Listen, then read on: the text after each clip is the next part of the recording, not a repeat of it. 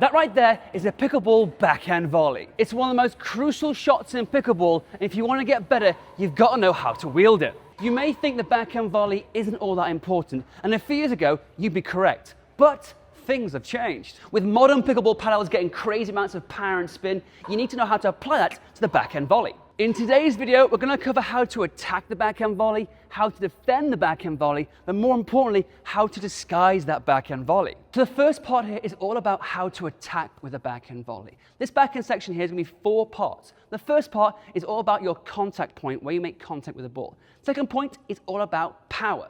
Third thing is all about placement, and the fourth thing is all about pressure. So the first thing of how to optimize your contact point is very simple. You've got to make contact out in front. So many players get stuck jammed with their paddle being too close to their body. A great drill for this is get a pickleball, place it under your arm, get a partner, and work on the idea of pure extension with that ball going out from under your arm. If the ball remains under your arm, that's no good. Here's a few examples.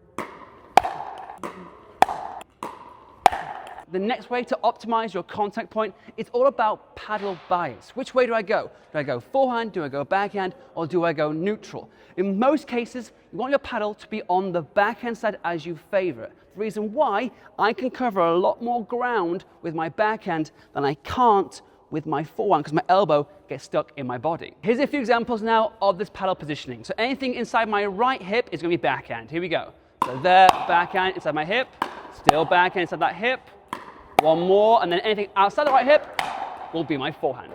So here are 3 tips here to get more power on your backhand volley. The first thing is you want to have a very relaxed grip when doing a backhand volley. How you do this is called the floating pinky. When preparing for the backhand volley, float the pinky. When it's time to hit the ball, engage that pinky and fire it back. It's a great way of getting loads of whip on your shot. Here we go. Relax pinky and there. One more time. There. Relax pinky. You can see I'm powering through my shot. I haven't got a very big swing, it's very compact, but I'm using that nice relaxed grip, give me even more power. The second way to get more power on your backhand volley is you want to lead the shot with your shoulder. Backhand flick, punch, anything. That shoulder is what engages and controls the shot. Here we go, so shoulder, there, out in front. Shoulder, in front. There, see, my shoulder leads, it creates that nice lag to engage that lovely snap on that paddle. So the final tip to get more power on your backhand volley is you want to tuck the tip before you rip. Let me show you some examples of that. When attacking with a backhand volley, you've got to build pressure. Pressure basically comes from depth. So I'm going to show you guys now an awesome drill that works on attacking your opponent with depth and pressure. How this works is, on the far side there, Nadia, you can see on her side, there's a marker across that baseline, roughly 2 steps in from the baseline. If my ball lands in that area, she can't come in. But if my ball lands short of that marker, she can come in and attack me and play a point out in the half court. So I'm going to show you guys now some examples of this drill. The ball's nice and deep, yep. Giving it back, my good depth, okay, short, in she comes, play a point out, and go from there. You can see, as soon as my ball is short, you invite your opponent in. You lose that pressure. Putting them back, maintaining good pressure is the key to a good backhand volley. Here we go, one more time here. There, get good depth, good first ball from me. Nice, good depth, it's short, it comes. Good, playing it out, and going from there. You can see it. You have to keep them back. Building pressure through depth is a great way to attack your opponent with that backhand volley. So that there was how to attack with the backhand volley. There is so much more you can do with that, but in the meantime, we're going to move on now to how to defend with that backhand volley.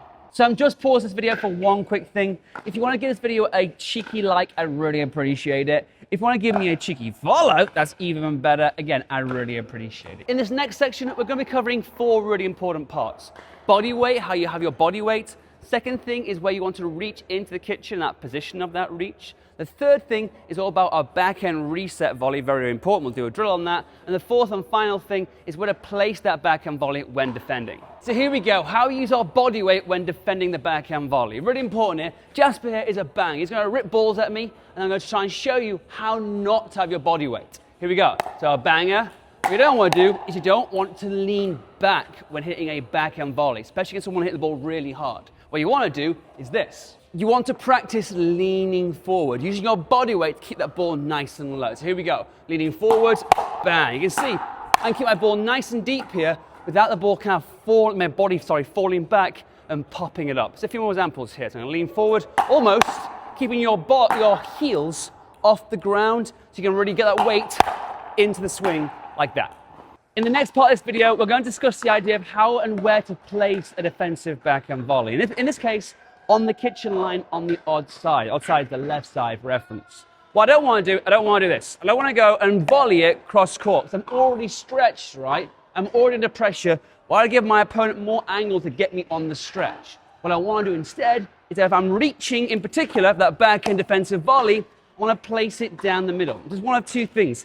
Takes the angle away, but also is the highest amount of margin for me to make that shot effectively. So the next part of this video is all about that reset volley, or the defensive volley when in the transitional zone. We're going to do a drill here that's famously used by Riley Newman. Google him, he's a pretty darn good player. All I'm going to do is hit the volley in the reset zone, defending a pop-up. Jasper's job in the kitchen is volleying it back to me. It's a very important defensive volley, guys. You need to get down. So here we go, some examples here, shall we? All I'm going to do is try and keep my ball nice and high and use the pace given, either a half volley or a volley, to stay as long as I can in the rally. The pros can do this so well. They can hang in that transitional zone and defend with those defensive volleys, waiting for the right ball. This final section is all about how to disguise a backhand volley. This is a hard thing to explain, but I'm going to show you some really fun ways to disguise that backhand volley. The first way to disguising a backhand volley is all about limiting your swing size, not having a big swing on every shot. The reason for that, I can hit a pretty slow backhand volley here with a very small swing. I can also hit a very fast backhand volley with a very small swing. Watch this. So it's very small, so we kind of deal, and there. I'm limiting that swing speed. That helps disguise it, because it's hard to predict where I'm going to go. What so many players do is this. They have a slow volley, and they have a small swing. They have their fast volley, and suddenly they've got a big swing. There's no disguise there. By keeping it nice and short, it really helps disguise that backhand volley.